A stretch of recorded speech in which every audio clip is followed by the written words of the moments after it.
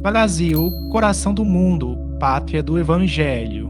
Ditado pelo Espírito Humberto de Campos. Psicografado por Francisco Cândido Xavier. Primeira edição lançada em 1938. Bezerra de Menezes. O século XIX, que surgira com as últimas agitações provocadas no mundo pela Revolução Francesa, estava destinado a presenciar extraordinários acontecimentos. No seu transcurso, cumprir-se a promessa de Jesus, que, segundo os ensinamentos do seu Evangelho, derramaria as claridades divinas do seu coração sobre toda a carne, para que o Consolador reorganizasse as energias das criaturas a caminho das profundas transições do século XX. Mal não haviam terminado as atividades bélicas da triste missão de Bonaparte e já o espaço se movimentava no sentido de renovar os surtos de progresso das coletividades. Assembleias espirituais, reunindo os gênios inspiradores de todas as pátrias do orbe, eram levadas a efeito, nas luzes do infinito, para a designação de missionários das novas revelações. Em uma de tais assembleias, presidida pelo coração misericordioso e augusto do Cordeiro, fora destacado um dos grandes discípulos do Senhor, para vir à Terra com a tarefa de organizar e compilar ensinamentos que seriam revelados, oferecendo um método de observação a todos os estudiosos do tempo.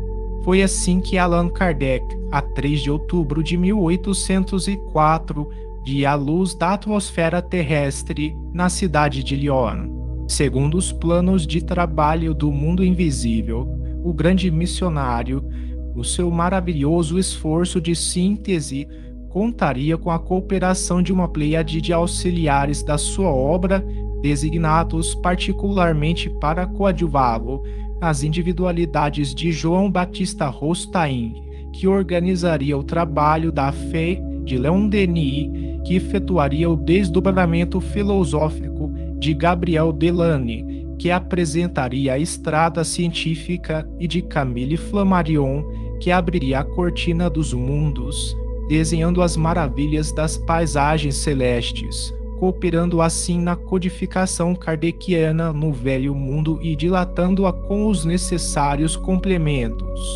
E é resplandecer a suave luz do Espiritismo, depois de certificado senhor da defecção espiritual das igrejas mercenárias que falavam no globo em seu nome. Todas as falanges do infinito se preparam para a jornada gloriosa. As abnegadas cortes de Ismael trazem as suas inspirações para as grandes cidades do país do Cruzeiro, conseguindo interessar indiretamente grande número de estudiosos. As primeiras experiências espiritistas na pátria do Evangelho começaram pelo problema das curas. Em 1818, já o Brasil possuía um grande círculo homeopático sob a direção do mundo invisível. O próprio José Bonifácio se correspondia com Frederico Hahnemann. Nota 20. Christian Friedrich Samuel Hahnemann, 1755 a 1843, médico alemão, fundador da homeopatia em 1779. Nos tempos do Segundo Reinado, os mentores invisíveis conseguem criar, na Bahia, no Pará e no Rio de Janeiro, alguns grupos particulares que projetavam enormes claridades no movimento neo-espiritualista do continente, talvez o primeiro da América do Sul.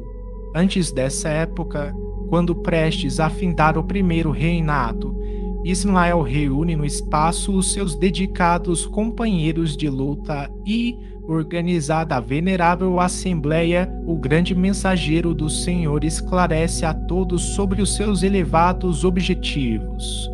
Irmãos, expôs ele o século atual, como sabeis, vai ser assinalado pelo advento do Consolador à face da terra. Nestes 100 anos se efetuarão os grandes movimentos preparatórios dos outros 100 anos que hão de vir. As rajadas de morticínio e de dor avassalarão a alma da humanidade no século próximo, dentro dos imperativos das transições necessárias, que serão um sinal do fim da civilização precária do Ocidente. Pacimistério amparemos o coração atormentado dos homens nessas grandes amarguras, preparando-lhes o caminho da purificação espiritual através das sendas penosas. É preciso, pois, preparemos o terreno para sua estabilidade moral nesses instantes decisivos dos seus destinos. Numerosas fileiras de missionários encontram-se disseminadas entre as nações da terra, com o fim de levantar a palavra da boa nova do Senhor, esclarecendo os postulados científicos que surgirão neste século dos círculos da cultura terrestre.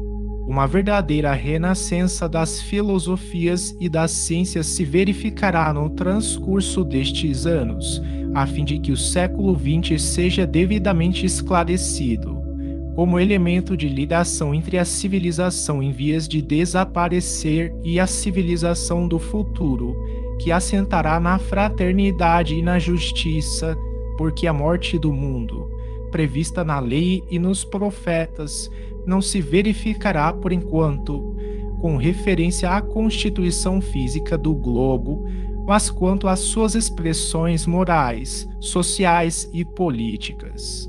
A civilização armada terá de perecer para que os homens se amem como irmãos.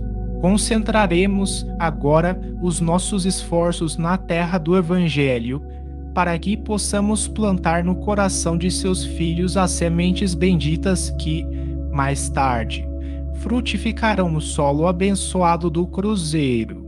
Se as verdades novas devem surgir primeiramente, segundo os imperativos da lei natural, os centros culturais do velho mundo, é na pátria do Evangelho que lhes vamos dar vida, aplicando-as na edificação dos monumentos triunfais do Salvador.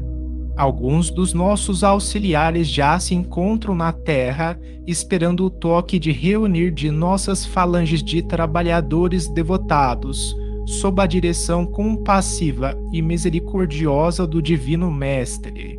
Houve na locução de Ismael uma breve pausa. Depois, encaminhando-se para um dos dedicados e fiéis discípulos, falou-lhe assim: descerás às lutas terrestres com o objetivo de concentrar as nossas energias no país do Cruzeiro, dirigindo-as para o alvo sagrado dos nossos esforços.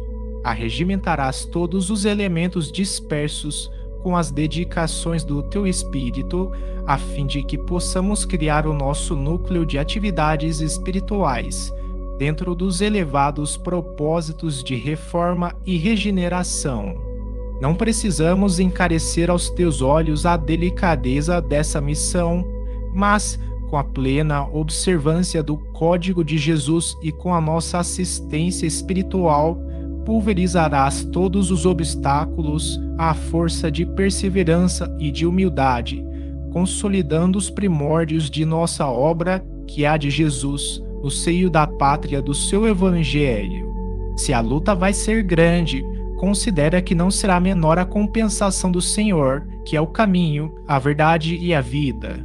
Havia em toda a assembleia espiritual um divino silêncio.